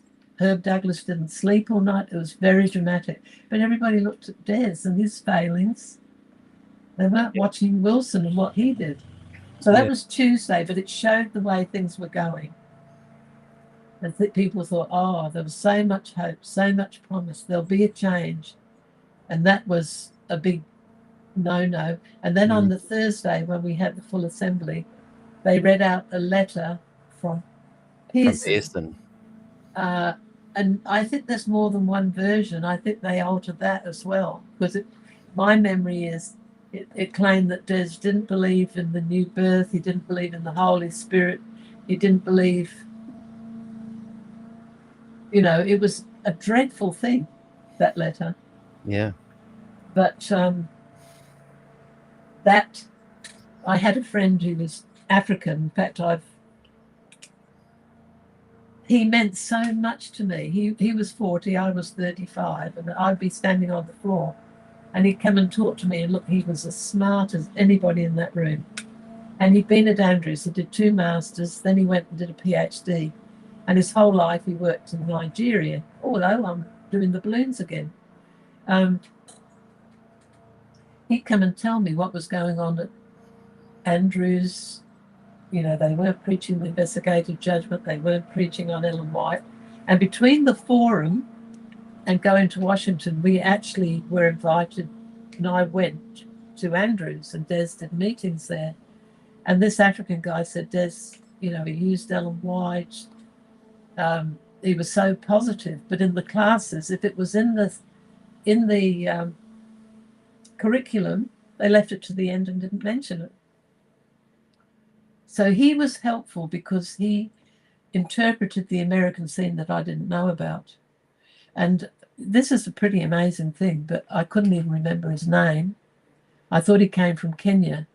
So I finally went through the middle pages where everybody's there, and I worked out who it was, and his name was A. Alameda. And he went back to Nigeria, and he became like an administrator at the Adventist University there. I always get the name mixed up.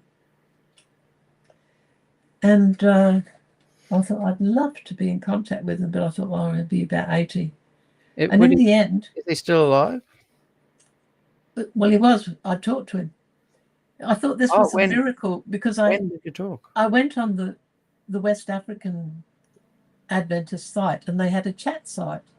And I wrote to them and I said, I'm looking for this man. And I said, is there any chance you can put me in contact?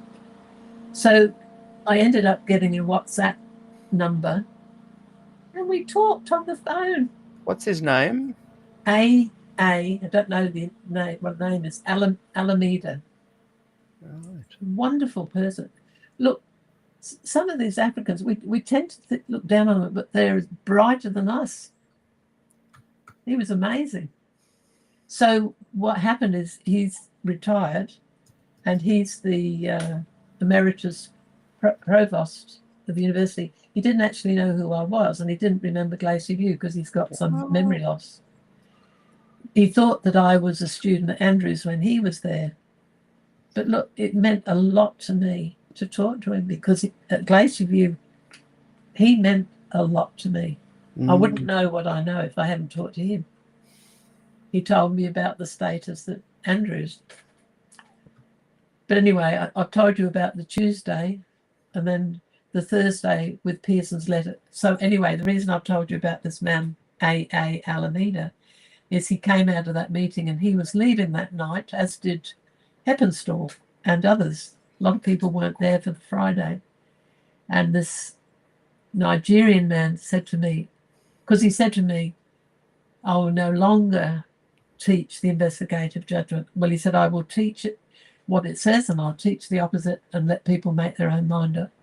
And as he came out, he said to me, it's hopeless. It's hopeless. This was because of... Sorry, who said that again? A.A. Alameda, the African. Oh, he was said leaving. That to you. Right. He was about to leave. And he said, I'll teach both. You know, they were all hoping there'd be a change. And he said to me, it's hopeless because of Pearson's letter. Yeah. And that was why on the Friday I was weeping for 6 hours, because I knew what was coming. Yeah. Because of Pearson's letter, it's very clear. And see, Neil Wilson used that. So the overall point is that, and I've said, and I can't find where I've got this from, but I've always known it, that Wilson and his father, Nathaniel Carter Wilson, were at Dallas together, sitting on running the committee. His father was next to him, and his father had left Australia under a cloud. I don't think it was anything terribly serious, but he did resign, and it's in the GC notes. But he's there with Wilson, helping him to work out how to have a fail-safe way of getting rid of Des, and the way was to use the Dallas Statement number 23 to come up with a comparison of what Des believed. And it meant that all the study of Des's Glacier View manuscript wasn't open in the small meetings, as far as we know. It wasn't opened at all. Yeah. It was supposed to be Des's contribution. A lot of people didn't read it. Cottrell says that. And so what they did is they came up with this 10-point statement showing where Des differed from the traditional view, and they fired him on it. Yeah. And a lot of the young ministers who were fired were based on that. That's how they did it.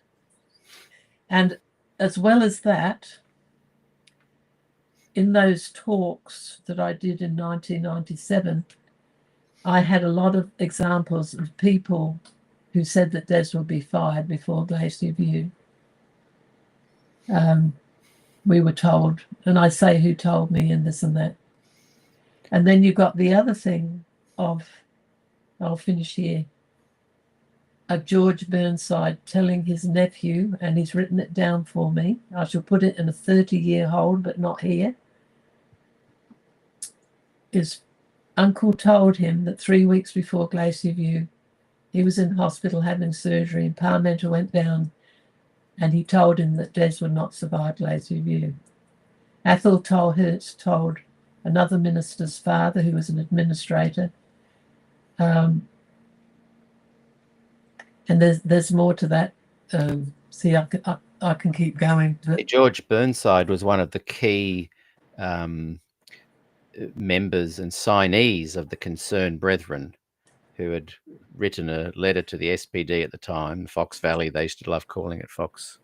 And see, when Des was just Parmenter wanted Burnside to know, hey, I'm onto this. What you guys want me to do is going to happen. Glacier View is the end for Des. I can see why he told Burnside. I can see why that was important, because Burnside was a key member of the Concerned Brethren. And just before he left for America, somebody asked Athol, a ministerial administrator, have you read the Glacier View manuscript? And he said no. He claimed later that he had read it, but we'd been told he didn't read it, that he went photographing birds in the weeks he was given off for his evangelistic series. Well, whether that's true or not, that's what we were told. And so the guy, then he said, he's gone. And the minister said to him, what did you say? He said he's gone. He's not going to survive Glacier View. And if you read Cottrell, he took shorthand notes, and I have this in the book, that Parmenter on the Thursday said he had a mandate from the Australasian Division Executive that they would defrock Des whatever happened at Glacier View. When I read that, I nearly fell over. I'd never heard it. And that and the statements of Ken Eastman, who was the lawyer, it's very clear how they arranged it. And the thing is that there was no meeting of the Australasian Division Executive, and I'm willing to change this if somebody comes up with the evidence, the meetings, the notes of that meeting. But Ken Eastman said, I haven't seen any minutes. So what they did in an office was 2 or 3 of them, and I could probably name them, decided Des was gone. Yeah. And they said it was an action of the Australasian Division Executive, but there was no meeting. They made it up. Wow. Essentially, the Adventist Church does not want to have people of leadership who question the authority of Ellen White. And they will do everything to get rid of you if you appear to be someone who is questioning the authority, the ongoing authority of Ellen G. White. And there's, there's lots more. Sadly, there's no place in the Adventist Church for a Des Ford, for a Ryan Day, for a Peter Dixon. There's no place in the church for anyone that questions the authority of Ellen G. White. People will say, oh, but she said I'm not a prophet and go to the Bible and the Bible alone. But in practice, that is not the case, as you guys found out. But, I watched Des over the years that he was dying and how he dealt with people, and all his life, how polite he was. Christian. Yeah. Absolutely Christian. Incredible. And I'm just so proud of him. Yes, yes. As Smuts van Rooyen said, Des was a mensch. That's the Jewish American word. He was a man. While the Adventist Church, at a leadership level, at a core doctrinal level, won't accept a Des Ford in their midst, Des Ford was the best thing that ever happened to Adventism, and the fact that he and you continued on with an incredible ministry is testament to you both. Well, it wouldn't have even entered my head if I didn't get annoyed at what they did to Rose Lee. Yeah. Because there's 2 completely different stories about that, but I know a lot that you don't. Do you think, I know we'd chatted a while back of having both of you on and it kind of fell by the way. Do you think that's potentially possible to have again? She's watching right now. She's just written, good information clarifies a lot of misinformation put out by church administrators. And I guess what I'm saying is to say that kind of thing indicates a desire to clarify. And I'd love you both on the show just to clarify some of this. I think it would be too hard for Rosalie. I wouldn't want to put her through it. Well, the invitation is there, Rose. I know. We'd love you on, and I know she's watching now. I just would invite you on, and we'd be very gentle, conversational, and I wouldn't be pushing for great name revelations, but just to share some. The trouble is, if Rose says anything, they just say, "Oh, it's just sour grapes." They've already said it. Yeah, but we can ignore that. Like people who have half a brain can put two and two together. See, part of what I've got in my books, Most you people just tell watch me when, SDAQ&A have got half a brain more. is the business plan of the church with Ellen White, and I've got sections on the bike rides and handing out. You know, the big business plan of the church is to hand out great controversy. Yeah. They know that it's got errors in it, but it's also got the key doctrines of the church. Yes. That's why they hand that out, not Steps to Christ or Desire of Ages, because it makes people Adventists. But they know that it's the historians in the church. You know, it's not just Des coming along and finding this stuff out. Oh, yeah. People like, you know, the historians in the church know that a lot of the history in the church is wrong. It's Well, been coming out what since do you the late expect 1850s. Yeah, it's been coming out for a long time. I So think that's the and I think you share this in common with me. We absolutely love the output of these scholars. There's nothing like reading the writings of Case Bolt and Valentine, and they're incredible. They're gifted. They're great storytellers, and it feels we don't want to be calling them out and making them feel bad at all, but we do feel that they have these insights that it's hard to explain it, but I have a love-hate. Love them, love their content, but also, you know, and this is where I come across as a bit judgy. I just feel they could do more. That doesn't mean I think they have to. That's the nuanced thing. I just feel that they don't realize the good thing they've got, and that they're going to be passed on soon. They're all going to be dead and gone, and they're not shining the torch to the next generation. They just kind of speak with double meaning and insight. look, there's a question here I'd like to answer by Parake Possumus. Yes. Hi, Peter. Can you please ask Mrs. Ford a huge favour? Where In is Brazil in 2025, Adventist pastors are preaching that Mr. Ford renounced his position on the investigative judgment until his final days. No, he never changed his mind because it's not biblical. And one thing I haven't mentioned here, although I've mentioned it other places, but it's connected to this. I'm glad you answered that. I didn't see that one. No, I saw it before, and then I got in the merry throat. But what happened, and Niels Eric, his interview, he talked about this. He was on SDAQ&A, and he said the scholars did agree that the investigative judgment was too harsh and that they should soften it. So what they did was they revised it, and now what's being preached popularly, I mean, if you disagree with the view in Great Controversy, you could still get fired.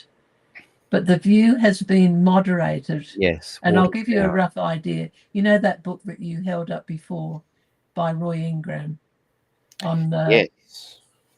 That's the place to read about the revision, as I recall. Now, yeah, I published that book for him. And this is a pseudonym. Yeah, it's a pseudonym. So what they said was that the investigative judgment is good news. So they take the gospel phrase that we are going to vindicate God in the last days. There'll be a generation that will keep the law. So that's the new version. Now, the problem with that is they've changed the name from pre-investigative judgment to pre-Advent judgment. Now, which is a phrase that Des used. So when you think about it, as soon as you say pre-Advent, you're talking about just before the coming of Christ. So you've already thrown out 1844. Yeah. And I know, but I don't have an example of it, that with the Sabbath schools, sometimes they've had a statement of faith and it's taken the date out, 1844. Yes. And then the other thing is, no, hang on, what? So but the main thing is, God was in Christ on the cross. He wasn't, we don't believe in three separate persons. You know, we do believe that God was in Christ on the cross, but Jesus added humanity so that he could die, because God cannot die. Yeah. But God was vindicated by Christ on the cross. He wasn't going to be vindicated with us. And the more I find out about the way some people behave in the Adventist church, and I'm not saying I'm any better, the more I think, how are they, you know, say this Trump is Antichrist. He's certainly got some of the characteristics. Say we are in the last days and we don't know it. Do you feel that the people we've got who are spouting this doctrine have got enough character to keep the law? I don't. No. So that's the new version of the investigative judgment, so that it doesn't sound so bad. Yeah, and I think that ties in with what you were saying. Bill Johnson wanted to see an evolution of Des's Now, that was ideas. Hamill. That was Hamill, Dr. Hamill. But Bill Johnson, I'm pretty sure in my interview, said that he'd wished Des had put it in his back pocket, or someone had said that. But Bill definitely agreed with Hamill on this one, where they wished Des had just stayed quiet and let these ideas evolve slowly. Instead of a revolution, they wanted the evolution. And you know, Bill said at the end that they do believe now what Des taught, but he's not correct. He's not correct. I'm glad you said that. He is not correct. And I said to him, well, how did that work out for you? Because it was 40 years since Glacier View at that interview. And I said, well, how did that work out for you, going the slow evolutionary path of theological change? And he, you know, you nailed it there, Gillian. They have. Well, remember, and I'll probably better finish here, but remember that the church largely has gone with Uriah Smith, not Ellen White. I mentioned that last time. Yeah. Ellen White tried to be more cross-centered, despite her faults. You know, she said that the highest place you can reach is the foot of the cross. But the men didn't agree with her. You know, men are often big on end times and stuff like that. So seems women the church came from a mixture of groups. And Uriah Smith was an Arian. He didn't, you know, he believed that Christ was a created being. And they believed that the cross was for our past sins, and then we've got to sort of gather up our skirts and become sanctified, which is also a very Wesleyan view. Wesley had an aberration on sanctification, a form of perfection. He got it because he and his parents and his brothers read widely among the medieval Catholic scholars like Thomas of Kempis, and there are others. He was an Anglican, and Milton used to say to me, they either called him the Anglican Catholic or the Catholic Anglican. And so his views on sanctification are Catholic, and we've imbibed them. They lead to perfectionism. Anyway, I'll stop there because I've talked enough. No, really appreciate today, Gillian. Thank you so much for coming on the show and giving us context and information. You know, I'm telling you, introduction to Glacier View. You know, women, we tell things differently instead of going in a direct line. And in the end, I've done all this writing and I've been working on these books, and I think, oh, it's better for me to just talk than to try and do it. When I write, I try to be more orderly. But it is a huge subject. I've tried to give you the essence of it and go back and forth to bring in what I thought was important. I think it has been not only very informative, but very enjoyable, Gillian. As always, I love catching up with you and chatting with you on these topics and beyond.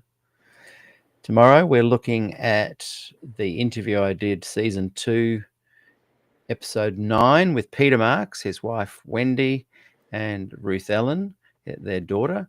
And I've asked all of them to come back and watch it with me and have a commentary at the end. Ruth Ellen is working. She's a physician. She can't get the time off. Peter is thinking about it, so he'll get back to me. But Peter Marks is the son of Raglan Marks, who was one of the key, alongside Burnside and 16 to 19 others, of the Concerned Brethren, who wrote to Fox Valley, the SPD, with great concerns of the new theology that Des Ford was bringing in, and they wanted Des out, and they wanted the church to get back on track.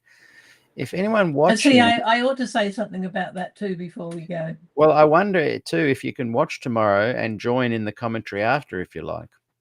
But I'd love I think to I've hear got thoughts something then. on. But share what you were going to say. Well, Pete has a lot of pride in his dad because of his background. You know, he was Scottish and he had the tartan and the Protestants against the Catholics. And he was the financier of the group. Yes, and, that's what I was going to say. Yep. You know. Yeah.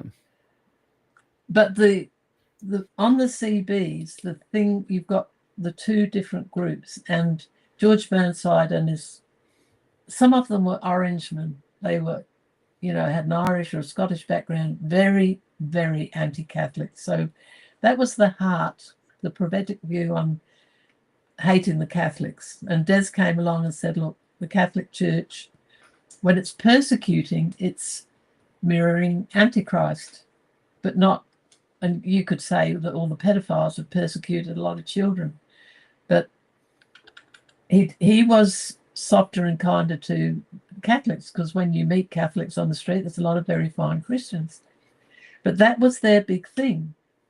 So even though George Burnside told Des it would be in the early 1950s, Des was on his team. That's right. Yeah. And, Des always spoke well of Burnside. He said he never got involved in materialistic things. He was very much on the message, and he was an interesting speaker.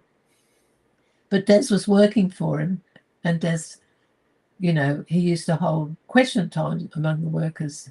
And Des asked a question about prophecy and said, about the old view that was Uriah Smith on Turkey being king of the north. It was a bit more complex than that, but that was part of it. So Burnside came up to him afterwards and said,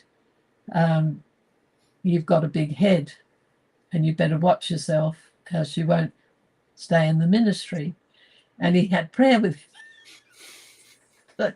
So that's the beginning of a hate on the part of Burnside against Des. He was out to get him. Mm. So he ultimately became ministerial secretary, and I've got the years written down, but while he did that, he used to come up and he used to talk to the students at Avondale, getting evidence against Des. And in the end, the previous administration with Frame, they fired him from being ministerial secretary. Mm. And of course, after Glacier View, he was very happy. He felt vindicated for all this. So the big issue for the old men was Des's views on Daniel and the prophetic views. So Des wrote his commentary on Daniel, the black commentary, which I've republished as Deliverance. Wrote it in 1973 in 3 weeks. And for some reason, he didn't ask me to type it. I don't know why, but it was a pretty rough manuscript. It took them 8 years to publish it, and it went through a lot of committees. Siegfried Horn is the person, the archaeologist, who actually got it through. But before that, Des had gone to Manchester.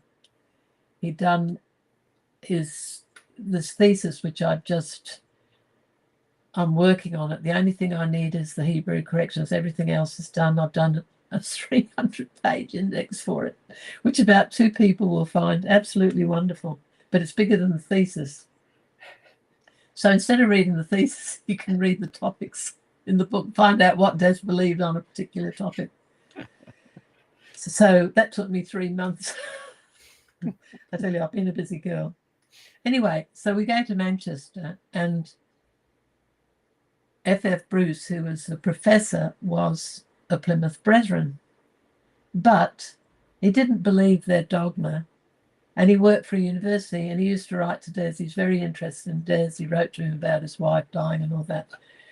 And he said, you can't work for a fundamentalist church. He said, you have to have freedom and be in the university. He told him that. So Des gets his thesis. We come back to Avondale. And J.W. Kent and Bob Brinsmead get the thesis out.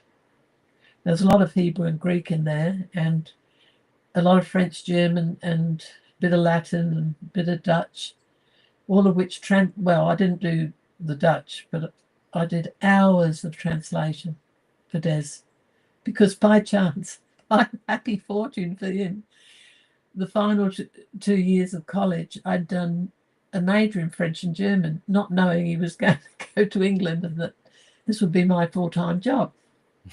So I've been very useful through the years. So anyway, get back, this is at a level, they didn't have even a ministerial education to speak of. They learnt by rote the doctrines that they believed in, and they didn't. So they get it out of the library, and they claim that Des is now a Brethren, that he's a futurist, and that he's followed F.F. Bruce. And Des said, but look, I didn't do any classes. This is a study-only thing. He only went into him when he's written stuff, But anyway, they believed what they wanted to believe. And then the Daniel comes out, and it's published for 2 years, and then Glacier View, they shredded all of Des's published books in the church. Southern Pub sold us about 1,000, which was for about $1.50 each. So we made a little bit of money on that, which was good. So this is their big focus. They don't like Des on Daniel. And then into the picture, and the story is told by, if you read those Standish books, The Gathering Storm and The Storm Burst. And I haven't had time to read it yet, Peter. No. And actually, I've lost the book. Well, I don't know whether somebody's come in and taken it, but oh no, I'll have to find one. It'll turn up. I've got a lot of putting away to do. But they tell you the story of the other side of what happened. And so they come in and they talk to the old men. And they have been favourable to the old Brinsmead, who was a perfectionist. And if you want to know what traditional Adventist teachers, talk to Bob Brinsmead. He's got it down pat. I learned a lot from talking to him. So they're opposed to Des about righteousness by faith, and that becomes their big thing. But I don't know how I got onto this, but talking to whoever we're talking about Peter Marks coming on tomorrow, and his father is Raglan Marks, the financier of the CBs. But see, Peter's very proud of his lineage. Oh, yeah. And it comes back again to these elite families. The Kents are a big family. Whenever they do the bike rides, it's all about remembering. Every few years they have a big article on the Kents. Look, the Kents, they're some wonderful people. One of them brought me in and one of them took me out. Mary Kent Kent Taylor in Christchurch, this absolute saint. She's the person who brought me into Adventism, and J.W. Kent, only because I was married to Des, was behind getting me kicked out. So that was their big thing. But the Standishes, they caused absolute mayhem because they went to England, they went to Jamaica, and then a lot of Jamaican people were in England, so they had meetings there, Asia, and that's how the traditional, and through Weimar and Heartland. Yeah. So but when you read Russell's books, I mean, it infuriates me because it's all the time making innuendos about Des and questioning his honesty and his contact with Bob. And, you know, Des never, he was told by both church lawyers that he could sue the church. And he said to me, Yeah. I'd never sue the church. Yeah. But he did try, he did suggest Yeah. to Russell several times that he would sue him. For statements like Des supported homosexuality and outrageous stuff. And he would take it out. And then after he died, his wife published it again. You know, What was the book called again? The one I'm looking for? The Gathering Storm. That's right. And then they added After Glacier View because they didn't think Glacier View went far enough. Yes. So they wrote and you can get a lot of the Gathering Storm online. Yeah, I'm having a quick look now. I mean, you can read it online. Yeah. At the Gathering Storm and the Storm Burst. So on one side, one available on paperback for $360. Well, I got mine for $75, including postage. Wow. Because I got Lynn Bartlett to get it for me, and I paid him. Well, I'd love to borrow yours when you're done. If I can find it. Okay. So you've got this right-wing force that were financed, and the right wing are organized. You know, they run things. They're the accountants. Organized, incredible. And the Standish brothers were on a mission. I've seen some interviews with them and Herb Douglas, absolutely vilifying Des, but they're very articulate. They're very smart. They're monetized, networked, organized, and have a mission. You know, the gospel Adventists are just woo-woo, la-la, tree-hugging, can't get themselves act together. And see, we're in California, and they're up at Weimar, which is just up the road, and we had friends up there who are actually gospel. And we'd go up there and we'd see Colin, and the Australians would meet together and, you know, pat you on the back, very friendly. And Des was always nice. In fact, he met Russell somewhere. He said, Russell could hit me on the head with a hammer and I'd still be your friend. So they could rightly say, you know, we never fell out with Des. Well, that's because Des was so nice. Because of Des, yeah. And then we came over here. We went to a funeral. I think it was Nine who told us. And there was this couple here. I didn't actually recognize them. And it was Colin and Cheryl. Wow. And we were the only ones who speak to them. Everybody, the Avondale people were furious for them, for the way they undermined Avondale. Yeah. But we always remained friends.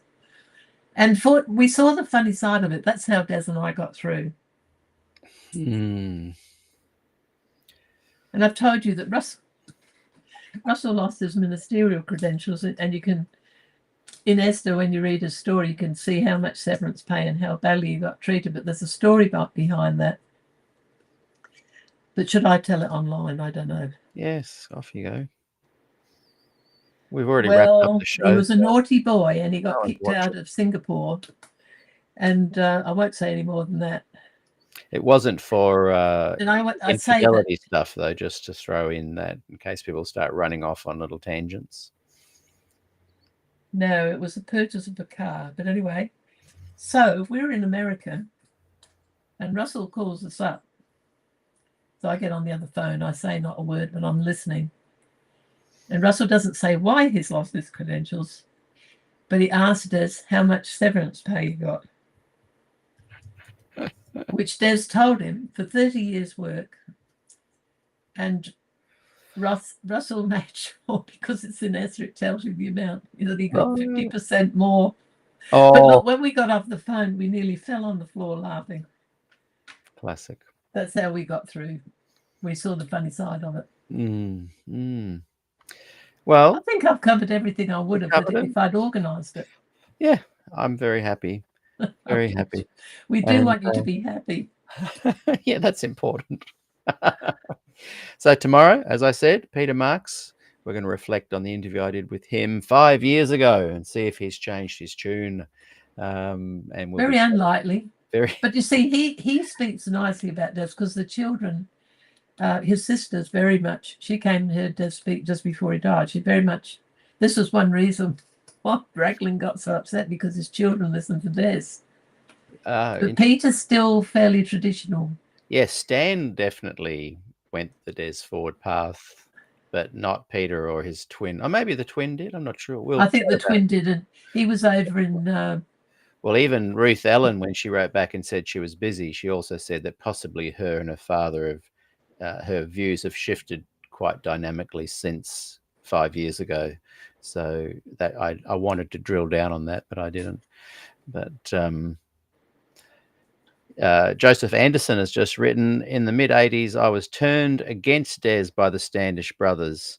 But in the early 2000s, I decided to take another look and found Des's sanctuary insights much more biblical and helpful than I had ever imagined. Thank you for that, Joseph. And you'll remember the Branners, who got kicked out unceremoniously because he took a meeting at PUC on Daniel, and he studied the Bible.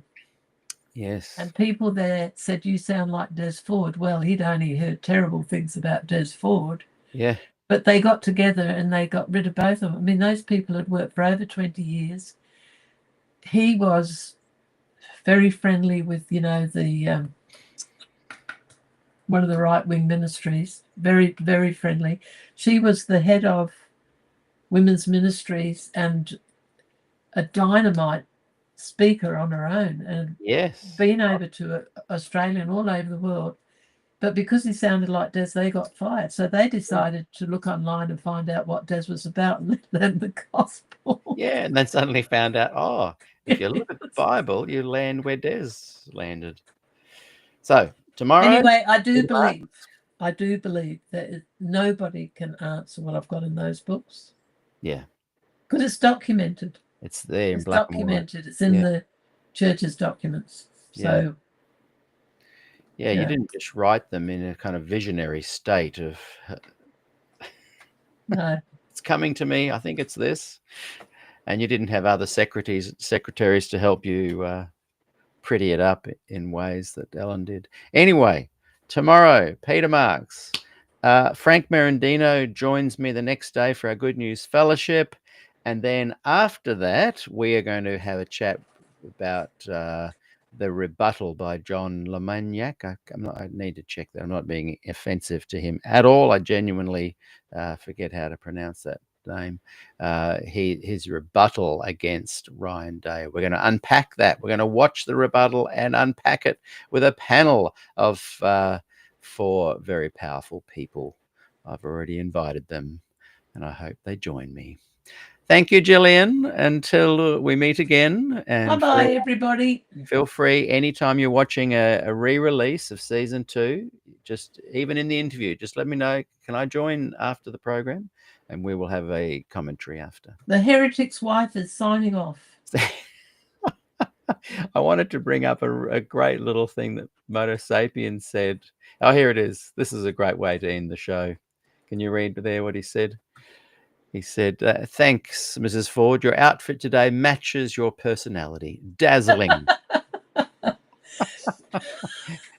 See you, everyone. Till next time. Bye-bye.